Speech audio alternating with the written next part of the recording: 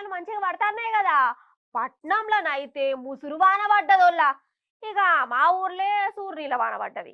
మా సూర్లకెళ్ళి నీళ్లు వారినాయి. మా పక్కూర్లా గాంధారి వాన పడ్డదట. మా దోస్తి చెప్పింది.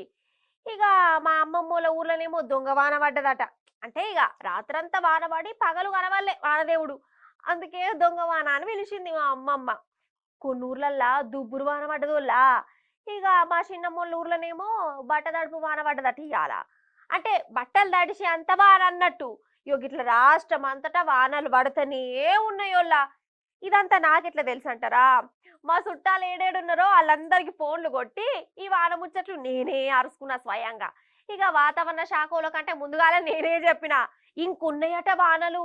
ఇక ప్రాజెక్టులలో కూడా మస్తు నీళ్ళు వచ్చినాయి. అట్లట్లా వానలు తడుచుకుంటా ప్రాజెక్టుల కాడికి పోయి నీళ్ళని చూసుకుంటా అవసరమైతే ఇక దూరంకెళ్ళి ఫోటోలు రీల్లో తీసుకుని వద్దాం పాండ్రి పరి. ఆ ఇవాళ కూడా వాన మంచిగానే దంచిందోళ్ళ. చాలా ఊర్లలో పెద్ద వానలు పడ్డాయి, ఇంకా కొన్ని ఊర్లలో ముసురు పడ్డది.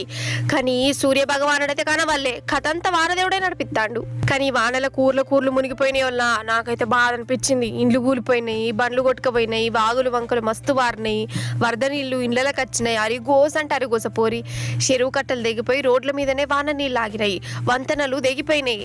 చాలా ఊర్లకు తొవ్వలు బంద్ అయిపోయినాయి. రోడ్డు దాటాలంటే పానాల చేతులలో పెట్టుకొని ఉన్నారు. ఇగో స్కూళ్ళల్లో కూడా వాన నీళ్ళు వచ్చినాయి వల్ల పంతులు పాఠాలు ఎప్పుడు బంద్ పెట్టి వాన నీళ్ళు బయటకు దోచుడు పెట్టిరు.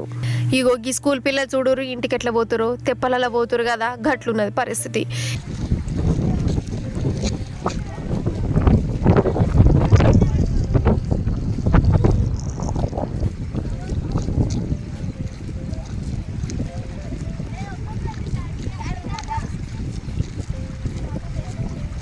ఇక ఇంకొందరు అయితే వాన నీళ్ళని ఈతలు కొడుతుర్రు, నడి రోడ్డు మీద చేపలు పడుతురు. రోడ్లు ఖరాబ్ అయినాయని ఆఫీసర్లకు తెలిసేందుకు రోడ్ల మీదనే నాట్లెత్తాన్లు. వాన ముచ్చట గట్లుంటే ఇటు మన ప్రాజెక్టులు జలపాతాలు నీళ్లతోని కలకలాడుతానే వల్ల శ్రీరామ్ సాగర్ ప్రాజెక్టు గేట్లు ఎత్తిరు.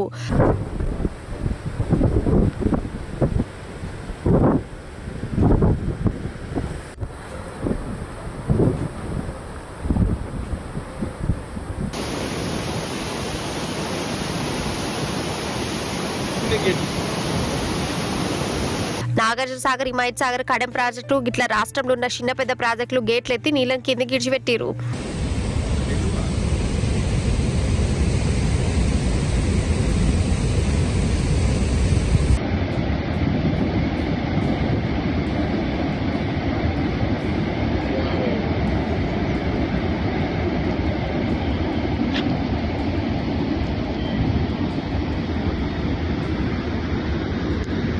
ఇక జలపాతాల కాడ జనాలదే ఒక సంబరం. అసలు కొండలు గుట్టలకెళ్ళి నీళ్లు వారుతుంటే వాటిని చూసుకుంటా నీళ్ళల్లో మునుక్కుంటా సెల్ఫీలు రీళ్లు తీసుకుంటా మురిసి ముప్పందం అవుతురు.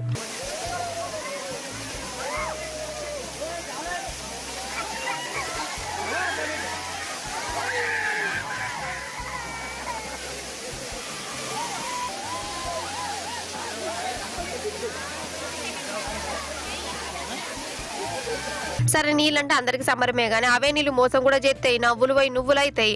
అందుకే జర హుషారుతో ఉండాలి.